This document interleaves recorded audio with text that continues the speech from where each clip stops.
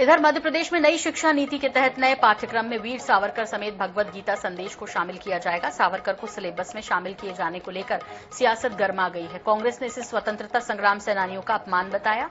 कांग्रेस ने आजादी की लड़ाई में सावरकर के योगदान पर सवाल खड़े किए।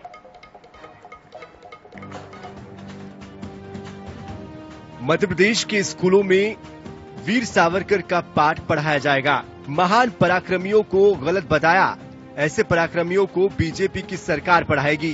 उन्होंने कहा कि कांग्रेस के कारण देश गुमराह हुआ है। कांग्रेस ने लुटेरों का इतिहास पढ़ाया। कांग्रेस को गांधी जी का इतिहास नहीं मालूम। कांग्रेस ने तो गांधी जी के इतिहास को गलत प्रदर्शित किया। बीजेपी ने गांधी का सही इतिहास पढ़ाया है। मंत्री परमार ने वामपंथी इतिहासकारों को भी चैलेंज किया है कि भारत की खोज वास्को डिगामा ने नहीं की है। भारत के लोग पहले विदेश गए थे, गलत इतिहास पढ़ाया गया है। वीर सावरकर हमारे उन महान क्रांतिकारियों में से है जिनको एक एक जन्म में दो आजन्म कारावास की सजा हुई है।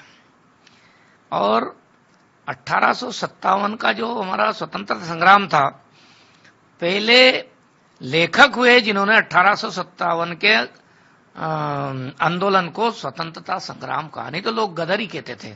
इसलिए भारत की आजादी में उनका अपूर्णीय योगदान है और इसलिए उनको समाज जीवन में हर जगह पर सम्मान मिलना चाहिए।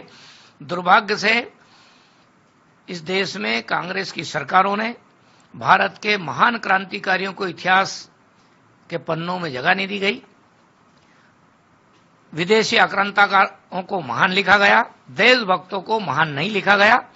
राष्ट्रीय शिक्षा नीति 2020 भारत केंद्रित शिक्षा पर काम कर रही है।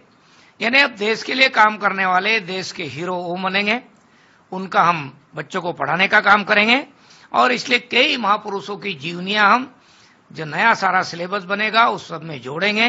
वही सरकार के सावरकर को पढ़ाए जाने के मामले में कांग्रेस विधायक आरिफ मसूद का ये कहना है कि राज्य सरकार स्वतंत्रता संग्राम सेनानियों का अपमान कर रही है। सावरकर को किस हैसियत से शामिल करना चाहते हैं, ये बड़ा सवालिया निशान है और बहुत अफसोसजनक है।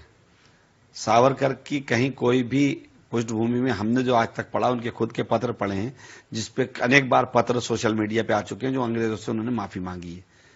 और ऐसे व्यक्ति का इतिहास में जोड़ना ये शर्मनाक है और फ्रीडम फाइटर्स की तौहीन है। प्रदेश में आगामी विधानसभा चुनाव को देखते हुए नए नए मामलों पर जमकर सियासत हो रही है।